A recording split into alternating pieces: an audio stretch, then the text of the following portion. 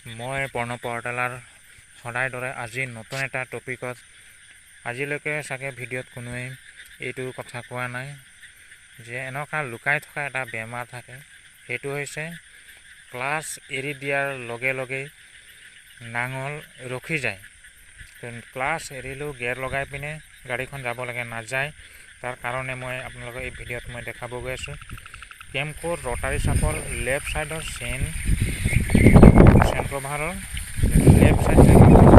Left ছাইডৰ bearing ভাঙি এনেকুৱা এইটো চাইছে কাৰ্চিনৰ হাৰত মই দেখাম আপোনালোকক।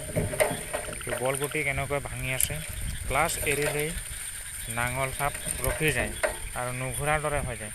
আমাৰ খেতিয়কসকলে হতাশ হৈ যায় যে কি হৈ গ'ল, যে নাঙল চাপ মাটি খান্দিব পৰা নাই। তো হতাশ হ'বলৈ আমাৰ একো চিন্তা নাই। মই আপোনালোকক কৈ আছোঁ যে নাঙল